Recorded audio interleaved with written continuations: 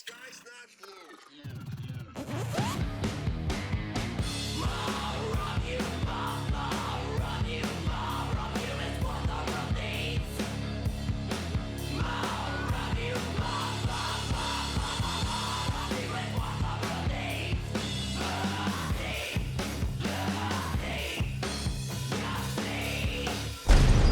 You need to understand that when the time comes, I'm going to be taking over. Welcome back to the Cult House Podcast. I am your host, the Scholar of Spite and the Saturday Night Delight, Roger Riddell. If you like what I'm doing and you're watching this on YouTube, don't forget to like this video, hit the subscribe button, and ring that notification bell. Joining me today, he is a vocalist and saxophonist who performs with the bands Yakuza, Tentacles, Bloodiest, Circle of Animals, and a whole lot of others. And he also moonlights as Robert Plant in Led Zeppelin 2. He is Bruce Lamont. How you doing today, Bruce? Hey, Roger. How are you? Nice to see you. Yeah, pretty good. It was good seeing you in person for the first time in several years a few weeks ago. You know, as I if I didn't say to you, if I didn't say this to you that night, I think I did, but like, the age of the internet really throws off this perception of like seeing people for real and not seeing people for real. Like you said that, and it literally took me a second to be like, holy shit, I really haven't seen you in like a couple of years. This is fucking insane. And I was like, because my first instinct was like, what are you talking about? I just saw you. You just did this blah blah thing. I saw you working out the other day. I mean, not like every once in a while when I'm like creeping around the neighborhood, I'm checking things out. But all kidding aside, but no, seriously, it's very fascinating and interesting to note things like that. So, but yeah, of course, to make this a lot less a shorter dialogue here. Yes, it was very nice to see you in person. Always is. It's the thing that it like crosses my mind every now and then whenever I run into people I haven't seen in a while is that like you forget contextually like what the other person's presence is, because like I forgot like that you were taller than me. I was like, did I get shorter or did Bruce get taller? Like for some reason I thought we were like the same height before. How tall are you? Like 5'10". Okay. Yeah, I lost a couple of inches a few years ago because I like threw like a disc out of my back when I was deadlifting. So Oh shit. yeah. So you lost a couple inches because of that? Yeah, like I Wow. legit think that I'm like a couple of inches shorter than I used to be because of that. It was like a whole thing. Wow. That's like modern day Gattaca kind of shit, You know that movie? Yeah. Ethan Hawke ready to like, whatever he had to like stay in the society or whatever, and he had to like get himself taller, so like chopped his legs off and add. Was that the premise of the movie, right? And they had to add like I saw that movie when I was in like 5th grade, so I'll have to take your word for it. dude, I haven't seen it in so long that maybe I've remade the whole narrative up in my head. I don't even know. This happens all the time, so I just change things at will. Yeah, I mean, so there's no harm behind it. There's nothing malicious behind it. Just happens sometimes. yeah, so you've got your first album with Yakuza out in I guess like a decade now, right? Sutra. Yeah. What was it? 11 days, 7 months, and 7 days later, we put an album on. Yeah, we did. Yeah, no, it's I've listened to it several times in the last week since it came out, and I think it grows on me a little bit more each time that I hear it, because it's like I really liked Bale a lot, but this one I feel has a little bit more variety and like nuance. Like Bale kind of like maintained the same vibe throughout the whole album, but this one kind of feels like it's going on it has a little bit more of like unexpected turns in it, if that makes sense. Yeah, we've that's kind of our usual MO. Yeah. It might be because I've listened to Bale so many times too that like that one I just like know it now. So like the new album I've got to like listen to that point where like I know it on that same level, you know? Yeah, yeah. No, I hear you. I mean, also, what's forgive me, I'm a little brain dead today. Did the Dark Lord thing last weekend, and then I unfortunately got ill for a couple of days, which I don't like to profess because I'm totally not the person that likes to be sick ever. So I can't put a thought together to save my life. Bayul is at least 20 minutes shorter than Sutra is as well. So there's more bang for your buck there as well. So just something of note, you know. Yeah. Yeah, this one I feel like the guitars have like a little bit more crunch. You know what I mean? Yeah, it's because Matt's got a new guitar head. It's called a diesel. It's called a diesel. There's a number of folks that are out there using them these days. Like I said, I'm brain farting. I can't remember anybody's name. Who are you? Who am I? Where are we? I wanted to throw. Well, I was going to throw a shout out to a friend, but I can't remember anybody's name right now. So anyway, that head is used by quite a few people that we know. And Sanford turned Matt on to that particular head, thinking that the way stylistically he plays guitar, it's got the metal crunch there, but also has some really sweet, cleaner tones with it's like a plethora of fucking channels and different sound effects and things like that. And Matt just used it in the studio and was like, you know, I went in there one day when he was tracking and he was just like, I gotta get one of these. I'm like, yeah, that thing's fucking awesome. I think Marcus from Black Cross Hotel that's in Sanford's band got one, and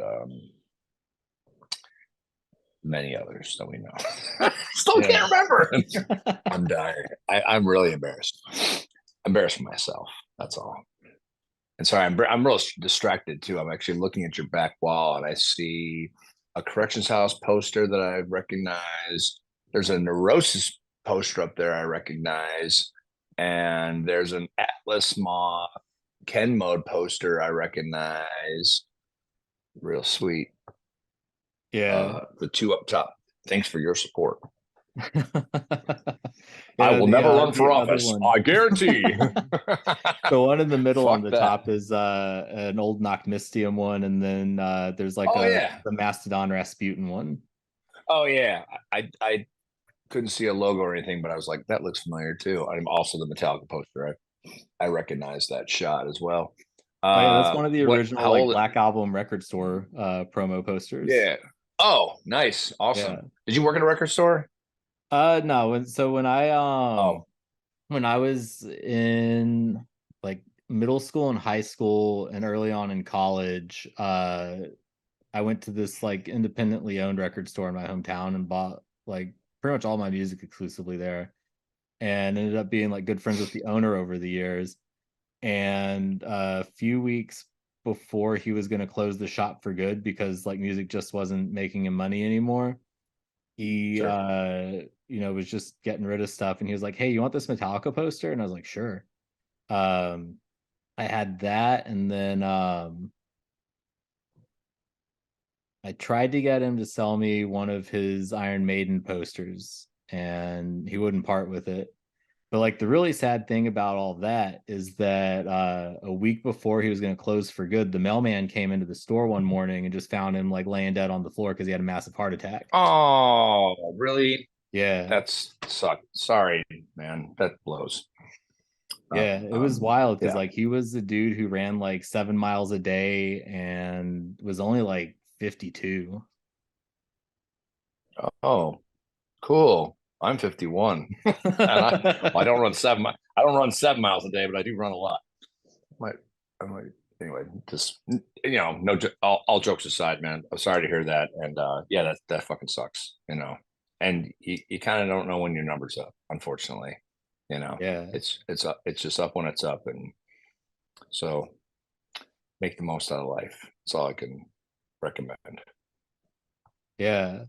But yeah, Sutra. Sanford produced it. I guess this is like the fourth album that he's done for you all. Let's see.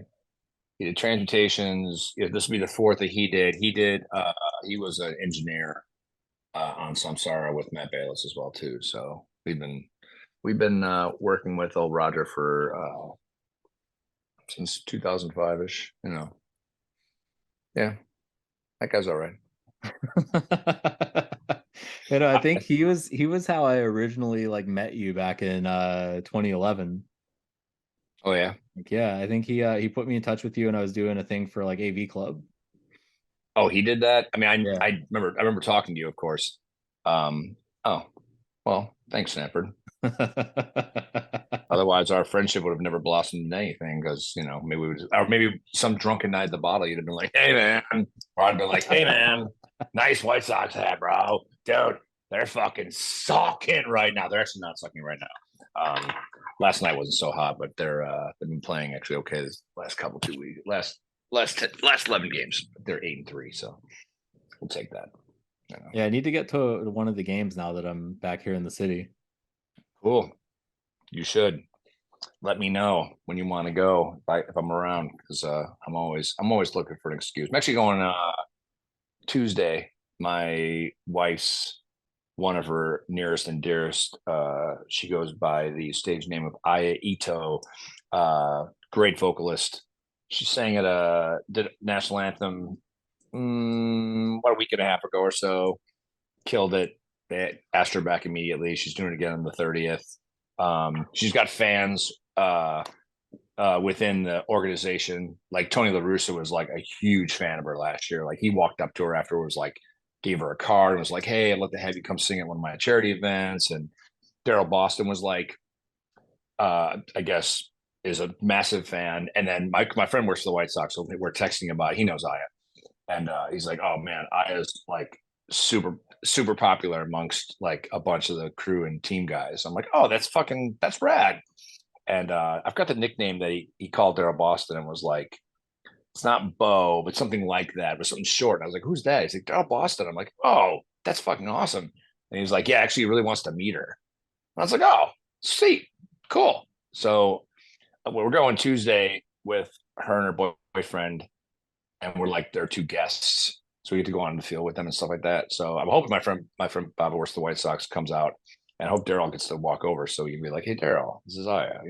I told her she was stoked. She's like, "Oh no way, really?" So we'll see how it goes. But yeah, that's just my White Sox story of the week. So We'll definitely have to hit up a Saturday game sometime. sure, definitely. And so this was the first Yakuza album that Jerome has played on since he joined the band. I know I've run into him a few times since I've been back here. But what do you feel that he's like added to the band overall? Because I do know that the bass sounds like the tone of it's different, which I would expect from a new bassist. But like overall, like during the writing process and everything, what did he bring? He brought himself, which Yeah. was exactly what was needed. I can't say enough about him. I mean, obviously, he's a dear friend, has been for a long time. I mean, we'll take it even further back than that. I mean, the first time I ever met him, Jim met him as well. Was I think it was December of 2001 when Yakuza opened for Macabre at Metro, and this, 15-year-old, black metalhead kid comes running up, just excited as hell, like, "Oh my god, hey man, what's up?" I'm like, "Hey, how are you, man?" He's like, "Oh, it's fucking amazing. You like jazz?" "Oh man, my dad used to play jazz all the time. I'm into metal." He's like, just all excited. He was super nice. I can't remember if that was the night that I met Charlie as well too, and he was real young because Charlie reminded me of a story where he got kicked out of Metro, and I snuck him back in the side door. Didn't even know him, but I stepped out for a second. He's like, "Hey man, they like kicked me out of Metro, caught me. It was something dumb, like yeah, smoking weed or cigarette or some shit." He's like, can you get me back in? I'm like, that's ridiculous. Follow me. And I just walked him back into Metro. I'm sure Metro will not be thrilled to hear that I do things like that. But hey, that was like 20 years ago. I'm a totally changed person since then. I would never consider doing something like that. That's unethical.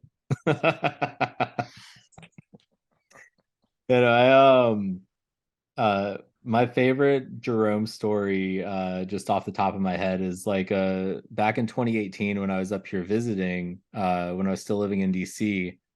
There was a Yob show that you were doing a solo set on, and I was working merch for you at that show.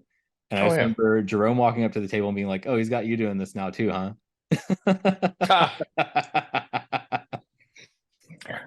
You know, going out doing solo stuff, regardless if it's a one-off in town or doing a little tour or a couple of shows, solo equals lonely. I don't like to be by myself. Musically, that I've created this thing, but when I have to go execute that live, it's a lonely place to be. So, I like having friends around. If I can toss you, a couple $2-3 and some beers, to sell 2 shirts for me or whatever the hell happens, thank you again for doing that. But yeah, that's funny. He said that. So.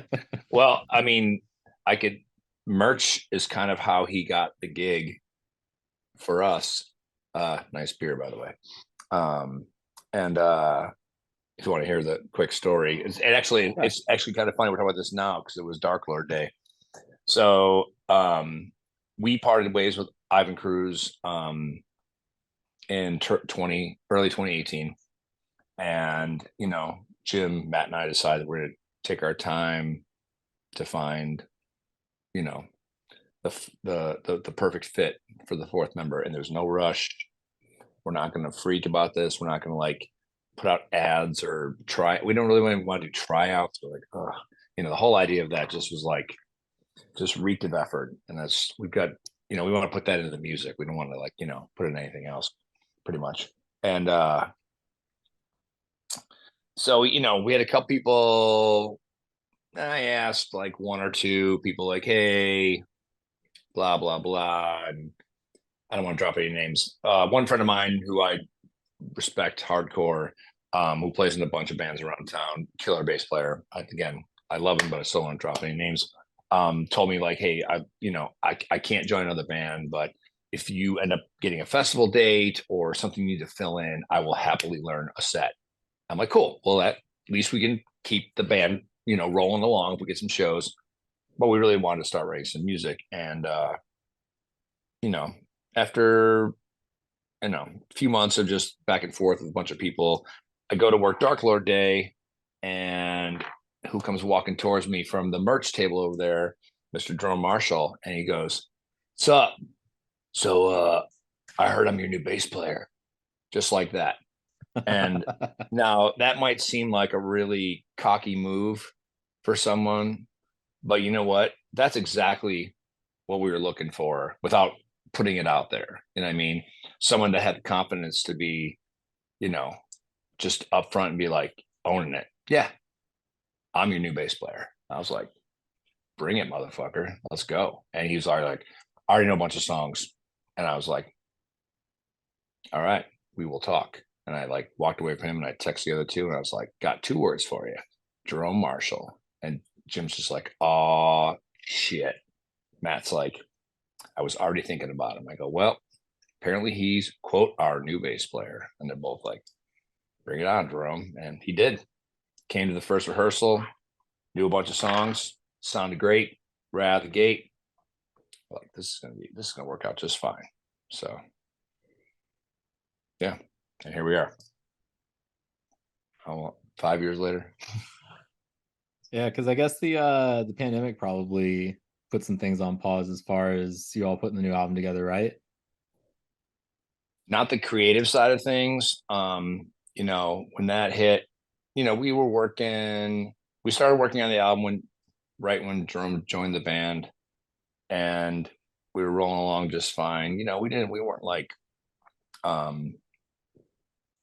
We weren't doing a whole lot other than that, we played Psycho Las Vegas a couple times, a couple shows here and there, but we weren't really overextending ourselves beyond working on that. But also, again, we don't work on timelines or deadlines or any of that kind of shit because we don't really have to. You know what I mean? Like, we don't have a label that is like, let's go, or a tour that's they're waiting for us. None of that kind of stuff.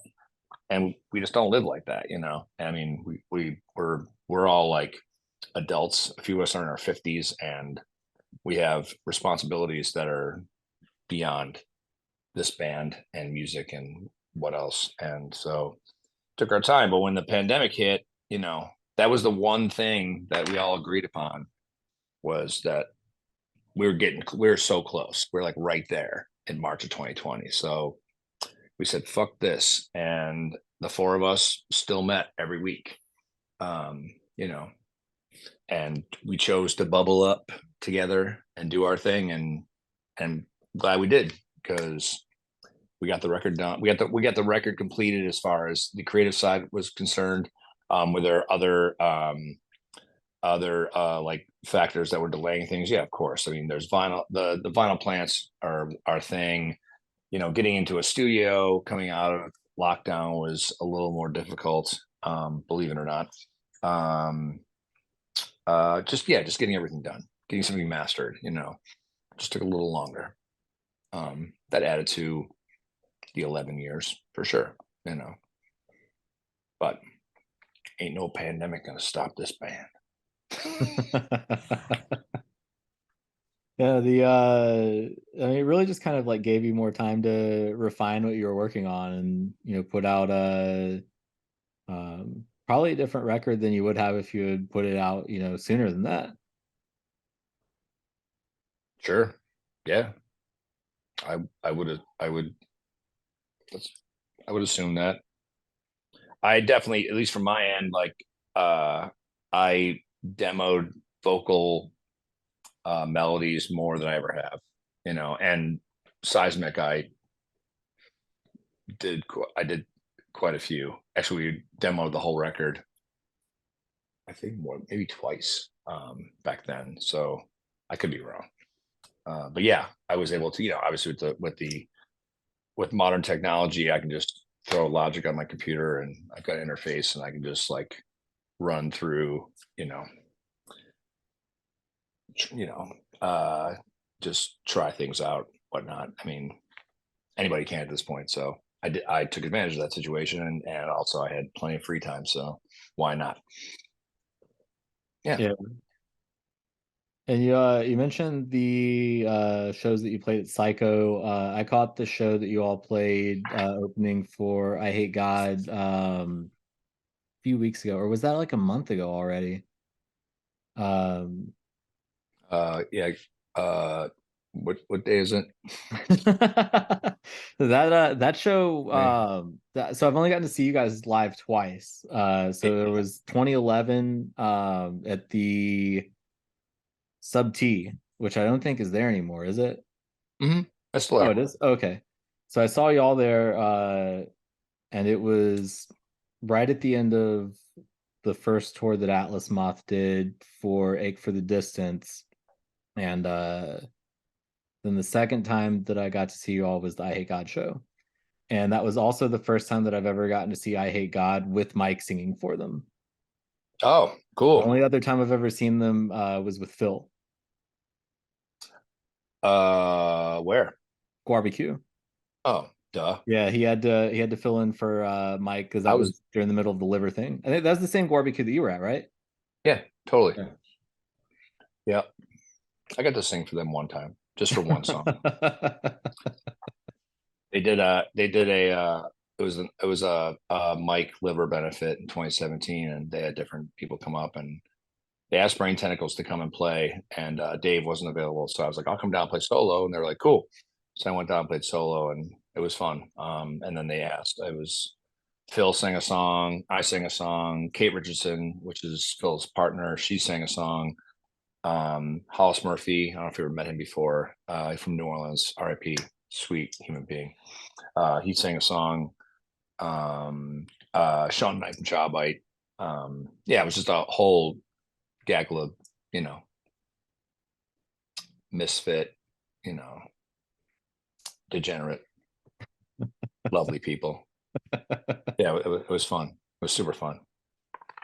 And I mean, like that barbecue at that point, it was the only time that I'd gotten to see I Hate God, and they had Phil Anselmo singing for them, and then it was the only time that I've ever seen Dillinger Escape Plan, and you had to fill in on vocals for that. And I think I we didn't might have say. talked about that the last time that Yeah, I was gonna say I didn't sing. yeah. I mean, I mean they asked you to, but I, you let your sax do the singing. yeah, well, that's what they wanted, and at the end of the day. But also, I was like, I think I might have said this in the last podcast, so I don't want to, be redundant. But yeah, they were like, hey, do you want to play with us today? Um, Greg's flights canceled, whatever, and I was like, cool. You guys gonna do anything off 43% burnt? They're like, is that the record? Sorry. I'm like, oh, Calculating Infinity. Sorry. That is a song. You can't do anything off Calculating Infinity? And they're like, nope. I'm like, you can do anything off Fish Machine? They're like, nope. I'm like, well, I stopped listening to you guys in 2004, so I don't know anything you're fucking play. They're like, cool, perfect. And I was like, great. I listened to a couple songs that I thought maybe they would play, and then just kind of wung it. So it was fun. Yeah. I've never met any of those dudes before, but funny, like just unrelated, kind of tangentially related Dillinger Escape Plan thing.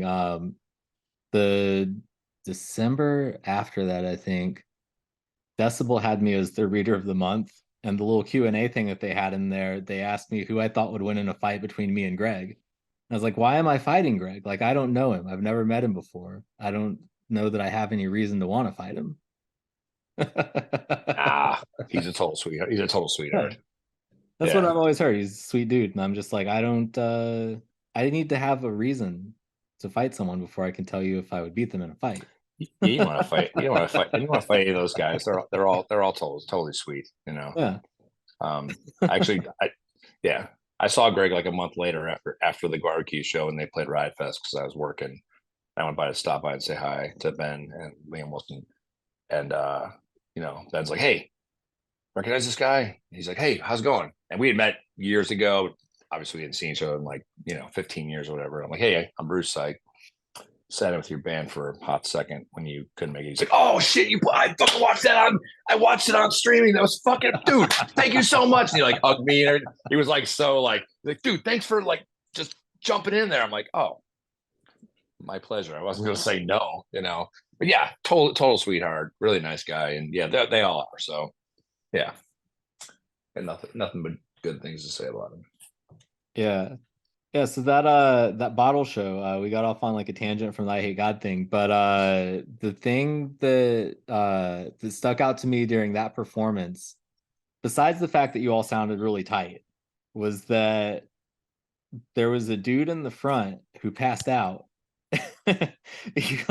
You stopped for a second to check, but like you all were able to just like continue on as that was going, and it just like kind of stuck out to me, just like the level of professionalism to just be able to be like, hey, need someone to check on this guy down here, and then to just like not even miss a beat. Yeah, I mean, I'm not gonna like ignore someone that's in need of some assistance, Yeah.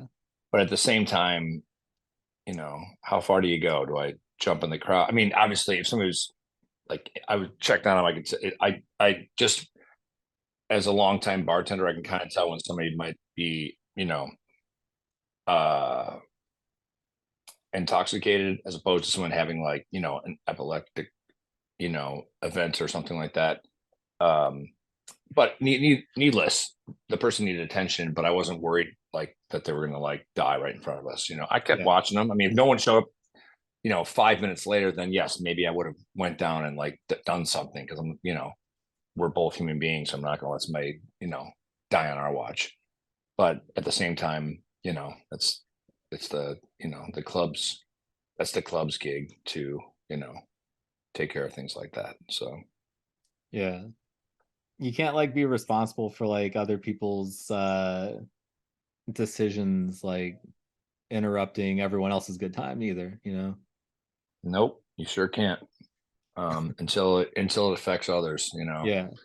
I was at I was at Carcass Municipal Waste at Metro before that, and this rather large gentleman definitely was bumming a whole lot of people out in the pit, and 10 security guards later still couldn't take the guy to the ground.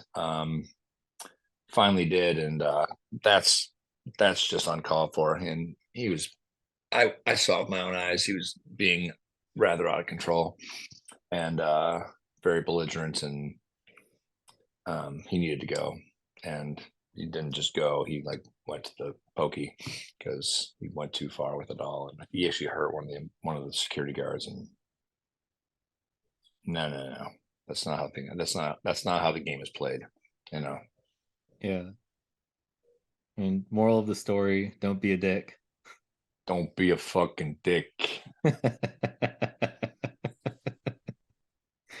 You know, I've seen that too many times at a lot of different shows, and I've told this to someone else on the show recently, but one of the things that always sticks out to me from just like people going too far in pits or whatever was you know, in 2005 I went to the Ozfest that year, and for whatever reason during Rob Zombie's set, like some dude got bit in like the head, and he just came stumbling out of the pit. He's screaming Oh, that someone bit him. There's just like blood streaming down his oh man, come on, really? yeah. Fuck. I was thinking at the time, like I went to, this is really dating me, but like back, I think it had to be 89. It was the Headbangers Ball first tour, and it was Anthrax, State of Euphoria tour, Halloween, Keeper of the Seven Keys Part 2 tour, and Exodus, Fabulous Disaster. And Exodus opened the show, and literally first song, I just jumped in. Aragon used to be like the pits would be in the back, and there'd be usually more than one, and this one was good, and it just went right away. And you know, you start going around, and there's that one fucking guy who comes the other way in the pit. You know, we're all going clockwise. This asshole's going counterclockwise. Wait, what's the other way around? We're going counterclockwise. He's going clockwise. Something I can't remember which way it was, but he's going the other way. And literally, I saw him come at me, and he's like doing one of these moves, and he just goes, "Bam!" and he just like punched me in the face. I chipped my tooth, and I like, oh, and like before I could react, that dude got his ass kicked like so fat, and then got dragged out of the pit. Like, you know, because the rules of the pit are that's you don't do shit like that. You know what I mean? Like, but that's about as nasty as it's got for me. That and maybe no, yeah. I mean, a couple chairs got thrown in my head at a Slayer show or something, you know. But you know, that's about it. Yeah. Yeah, getting bit. Yeah, fuck that. That's You know, gross. there was a local show that I went to in Louisville down in back in 2004 when I was in high school, and I got like knocked over in the pit, and like some dude kicked me in the ribs while I was like trying to get up, and I remember punching that guy in like his kneecap, and I didn't see him anymore after that. Oh damn. Oh damn. That'll do it. That'll do it. I mean, it's a dick move to kick someone in the ribs while they're trying to get up. I mean, it's a dick move to kick anyone in the ribs at all. But yeah, Yeah, totally. Totally. Help a brother up, you know? Help him up. Basic pit etiquette. Yep. You know it. I know it. It's like you gotta like, you know, put it on the wall for all to see. We all know what's up, you know. That's just versus just being a jerk, you know. Yeah. No jerks allowed. So you mentioned Dark Lord Day. Other than getting sick, how was the show overall? Oh, it was so worth getting sick. It was fucking awesome. Yeah. Yeah, I work these days. I'm like a assistant production manager, which is cool because I get to hire like the crew, which was some people you probably know. Matt McClelland plays guitar for this band Yakuza. This guy Jerome Marshall plays bass for Yakuza. this guy named Sanford Parker. He records bands, including a band called Yakuza. And then this killer drummer named Mike Mezek from every band under the sun you can think of. That's the stage crew.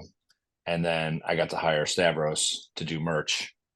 And my friend Brad Davis is the head of production. So yeah, it's an all in the family affair. On top of the fact that you got, all the bands, everything from Sybaris, who are a Chicago band, who are not metal at all. They're fucking awesome though. They hadn't played a show in 10 years.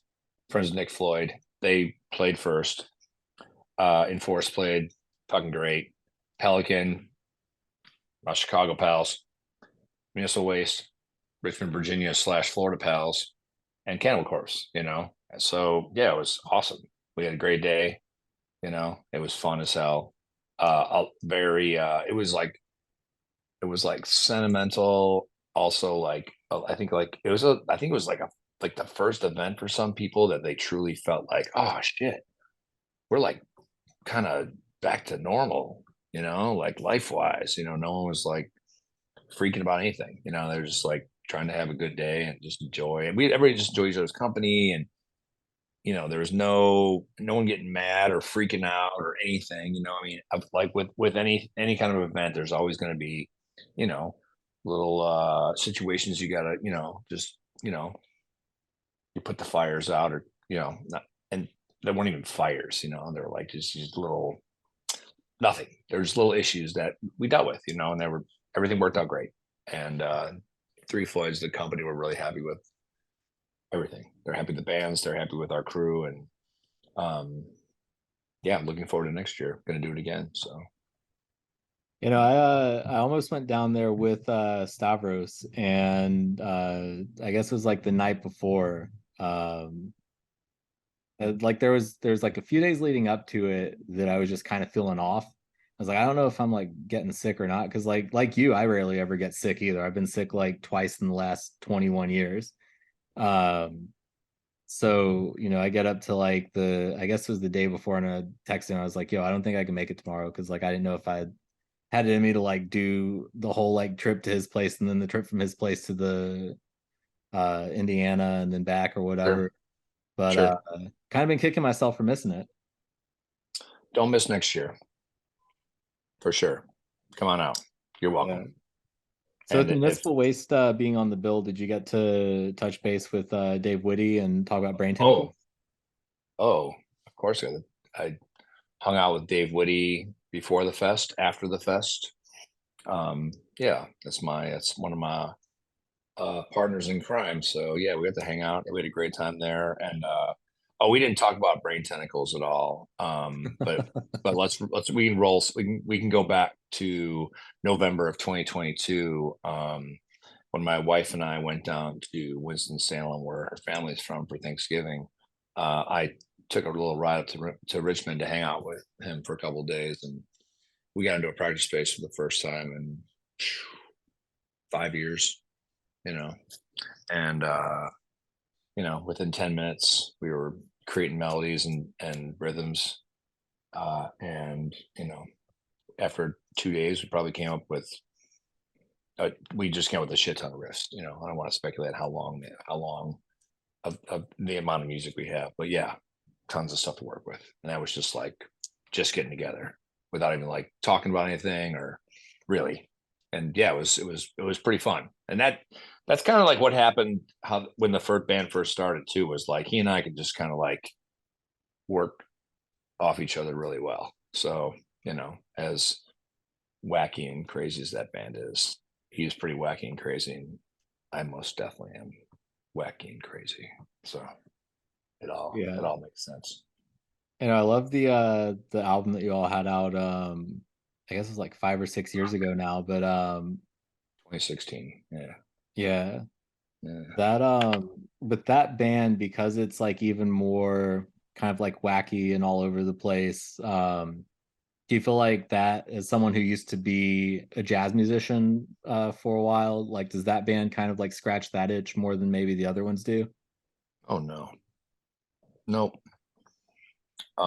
It just, that band, or our project, just kind of like organically grew out of, well, it grew out of, at least from the sax side, it grew out of a happy accident.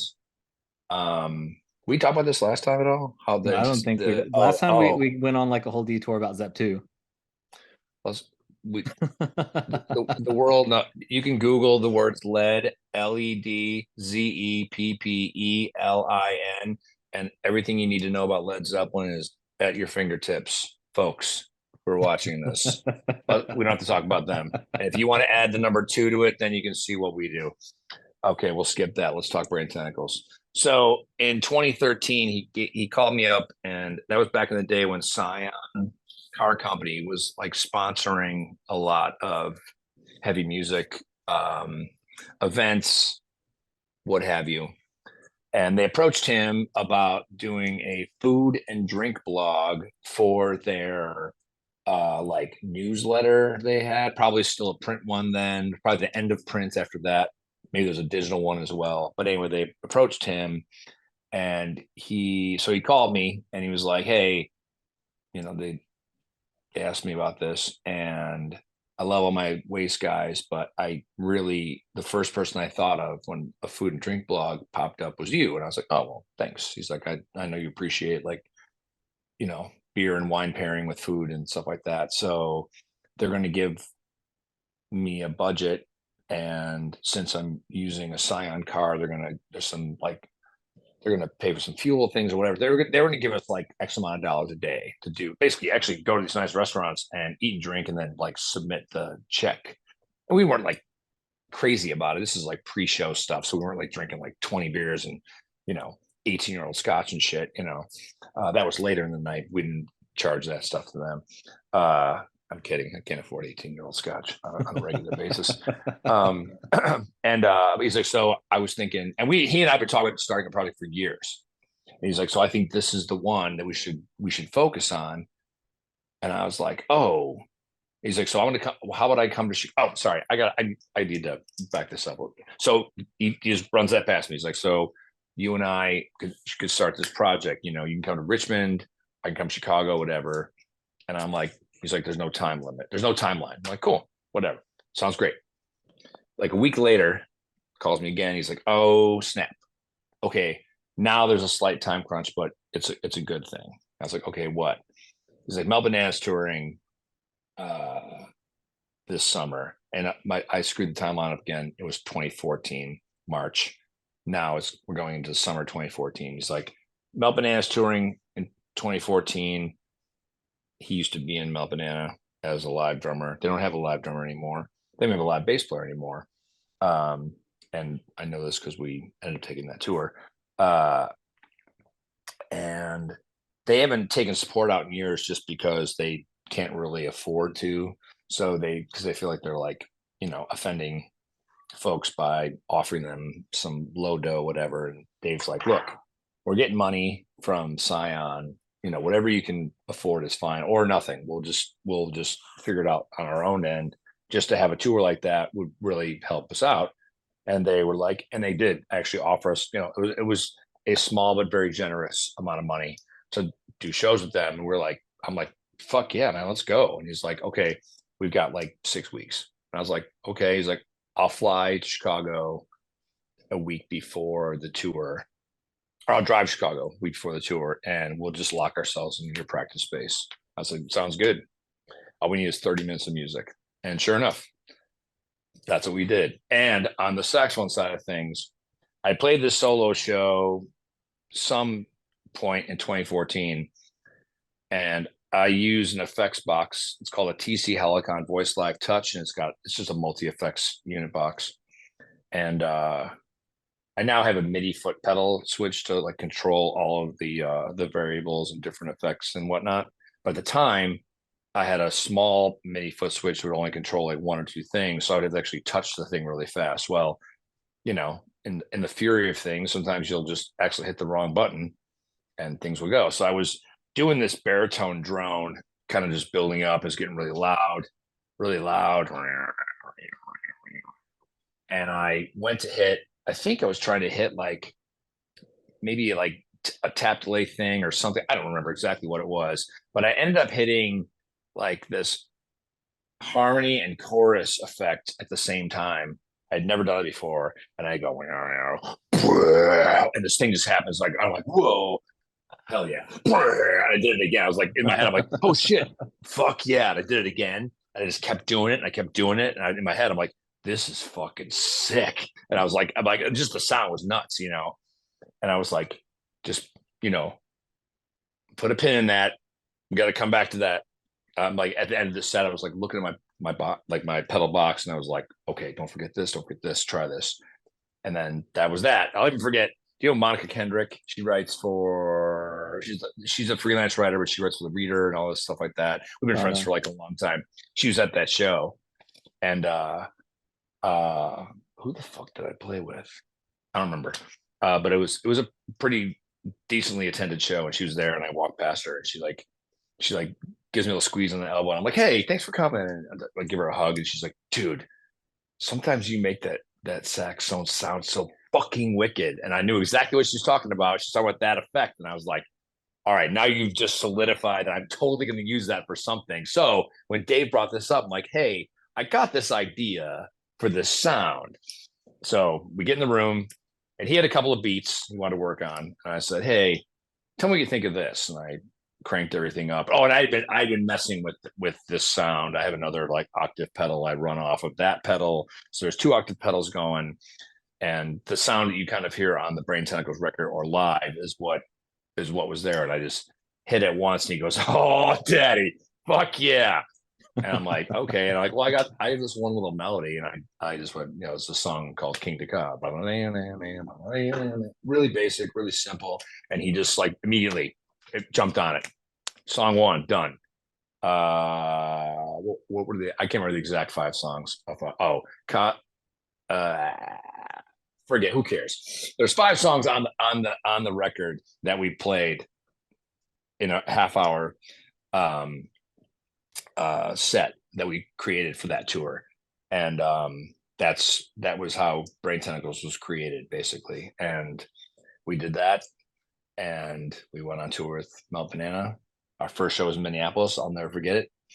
And it was a sold out show, and we stepped on stage, and the whole crowd was just kind of looking at us. And it's just the 2 of us, and we did King to Ka as the first song, and yeah, the whole place. I haven't heard that in any band I've ever played in. And all I said to Dave, I go, huh, we're on to something. And he just kicked to the next song. And that's just the way we went. I was like, and the rest is history. So, and I hope there is more history, because, and he does too.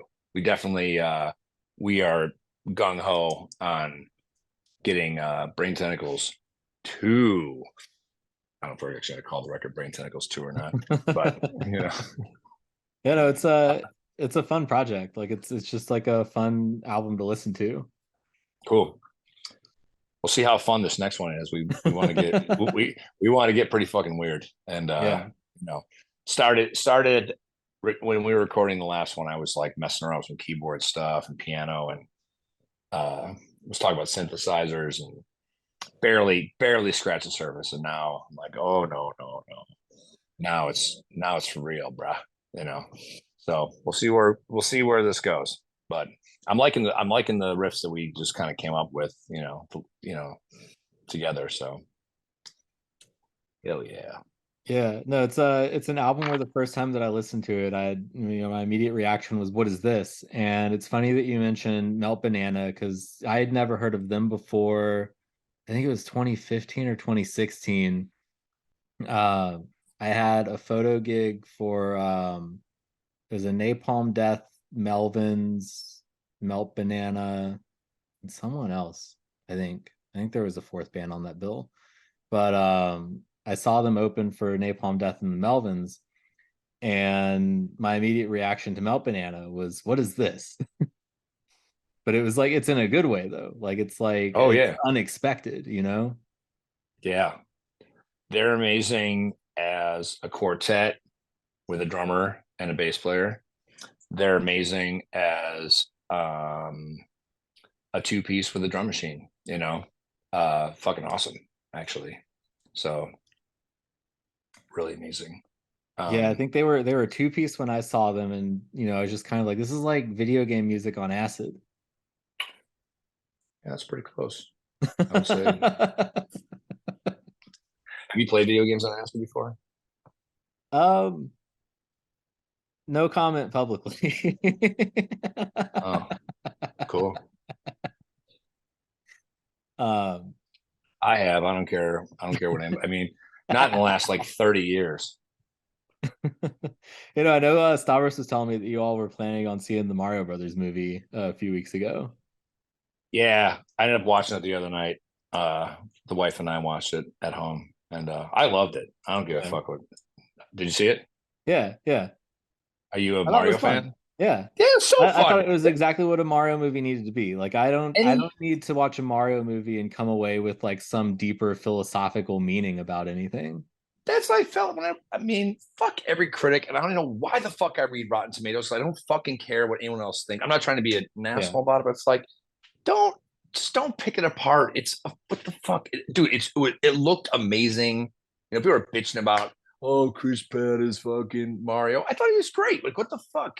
And like, I don't know. I loved everybody. I'm not even a Jack Black fan. I thought he crushed it as Bowser. I thought it was awesome. Like, perfect. I mean, you didn't even tell me that it was him, and I was like, I loved it. I loved all the characters. The fucking Mario Kart scene stuff was fucking badass. Donkey Kong, you know, Diddy Kong. I mean, everybody. It was awesome. I mean, her and I were just like laughing hysterically, and it's like, I mean, obviously the Mario thing's been around since the late '80s, and shit, seen it all, Yeah. and fucking yeah, it's fun as hell. I hope they make another one and another Yeah. one and another one. Use the Do you same remember formula over and over. do you remember the 90s Mario Brothers movie?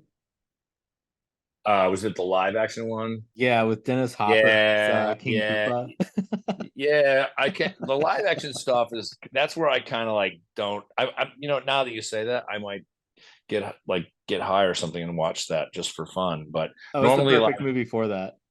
oh, good. Yeah. I mean, is it up there with the live action Teenage Mutant Ninja Turtles movie? Yeah. Yeah, Sick. it's up there with those. I mean, those aged better than the Mario Brothers movie, but the Mario Brothers movie is like it's like they took Mario and decided they wanted to make like the Dune version of it. now, now I'm gonna have to watch it. So no, I never They have made it like watched a it. bizarre sci-fi movie. Awesome. All right, I'm hooked. Sold. There's like a whole thing where there's some reason why everyone is like part dinosaur in the Mushroom Kingdom or something like that. It's weird. Whoa. Yeah. They have like Yoshi in it as a baby T-Rex, and it just looks like the Jurassic Park T-Rex, but small. It's a fucking weird movie. Okay. Man, I might just upgrade to some acid instead. I don't know. This sounds too good to be true. Yeah, no, yeah, I heard that Nintendo's like wanting to do more movies like the Mario Brothers movie, like they might be doing a Zelda one, and Cool. yeah, there's all kinds of weird places they could go with that. Yeah. Especially because like they've never, aside from like the grunt sound effects and all that, they've never really given Link a voice. Like Mario at least kind of had that "it's me, Mario" thing going on Right. before then, Yeah, whatever. Yeah. No, I know. I mean, and that's cool. I mean, and I like the fact that Chris Pratt kind of went in and out of that. He would just talk, or he would like it was the thing where like when Donkey Kong punches him and he like flies in the air and he's like, "It's me, Mario," or whatever he said, and then then the princess yells out like basically pointing at the power up box or whatever, and then he catches him, gets up there, and that's when he becomes the cat and fucks Donkey Kong up. Yeah. Which Yeah, there's Seth Rogen's Donkey Kong too. I didn't know that till the end of the movie, but I liked the voice, especially when they're yeah. about to take off on the carts, and Donkey Kong just turns to Mario and goes, I hate you. I love little shit like that. You like, you know? Yeah, no, because I think like in whatever like video game canon there is, Cranky Kong is like the original Donkey Kong from the 80s video games, and they had that little nod to the like version of Mario that fights like the original Donkey Kong in those games, where they show him in the background a few times in Brooklyn early on Okay. in the movie. Oh, He's in like cool. the pizza place. Oh, And cool. there's just like another dude who kind of looks Mario like, and he's wearing a construction worker looking Oh, uniform. cool. Fuck Yeah, yeah. Nice. Hell yeah. yeah. That's all. I miss Easter egg shit all the time. So that just makes me want to go back and watch it again. So that's cool. I Yeah. love it. Did you ever play like Donkey Kong Jr. at all? Yeah, Yeah. when I was in second grade, it was when they re-released the original Donkey Kong game Yeah. for Game Boy, and it was Oh, so the first like 6 levels are the arcade Donkey Kong, but then it turns into like this whole other Donkey Kong game where there's like um I think like 8 different like worlds of levels that you have to play through, and then at the end you fight like a gigantic supersized Donkey Kong. cool. Nice. Fuck Yeah. yeah. There Sweet. was a Donkey Kong like 3D animated show in the mid 90s too. That was I weird. remember that. Yeah. Yeah. I didn't watch it. Yeah. I was like an adult by then, so I kind of like I didn't stop. I didn't Yeah. stop. Not I still played video games. I think I just stopped watching some of the shows. Yeah. Um, my cousin and I used to play, and we're like, mm, God, 15, 16 years apart. Yeah, and there's like a picture of I'm like 21. He's like 6. We're both like down. My mom got a shot of us down in the basement, like playing Nintendo together. You know, it was our bonding moment. My aunt was really cool. She's still cool, but she was really cool. But like she was the cool aunt that played video games as well. She loved video games. She still loves video games, and she's like almost 80. You know, she thinks that she was like the cool like parent that was like all about it. She's like, oh, I love Nintendo, and I was like, what games are you playing? She's like, oh, I play this and I play this and I play this. I'm like, you're all right. She also actually she lived in Heguis for 40 years, and my other cousin, her other son, is a police officer in Scottsdale, Arizona. Big beer nerd, and whenever he would come home to visit or come back to see his mom, where would she take him? They'd go to Three Floyds Brew Pub because she likes good beer too. So, Aunt Nancy, you're all right. Yeah. Yeah, no, Three Floyds is they make the only IPA that I actually like, the Zombie Dust. Love Zombie Dust. Have you tried what's it called? The Bavarian Haze. I think it's a hazy, but it's something Barbarian, sorry. Oh God. Don't let me hear me say that. Or have you had the Zombie Ice, the double IPA? Nah. Oh, it's I'm not normally into doubles and triples because I'm not trying to get like super wasted, but it's a tasty double IPA. And actually I like the fact that they call it Zombie Ice, and it's like, I mean, obviously partly because ice beers, but the other part of it is like from like the Game of Thrones fucking shit, you know, like this, you know, it's a total Yeah. like frozen zombie. I was like, fuck yeah. So I appreciate that. But yeah, the beer's good. Beer's great Yeah. actually. So And I usually do darker beers like porters and stouts, but you know, cool. I like a good ale every now and then. So Yeah, there you go. Nice. That's the beauty of the beer world these days, especially in the United States of America. Once upon a long time ago, you know, you had the choice between Miller Lite and High Life, or Budweiser and High Life, and if you're lucky, you'd get an imported beer from Canada. Oh, yay! Like a Moosehead or something, or if you got a Heineken back then, that was a treat. Then all of a sudden, this craft beer explosion things. Oh, I started to bubble up there, you know, in the '90s, and then it just kept growing and growing and growing and growing, and now look where we are today. So many options. It's awesome. So yeah.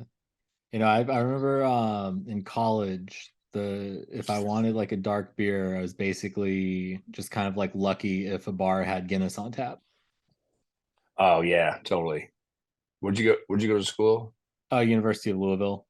Louisville. Okay, yeah. Yeah. Well, I did that, and then I did grad school up here at Northwestern, which was, back around the time that I met you and like everyone else that I know here.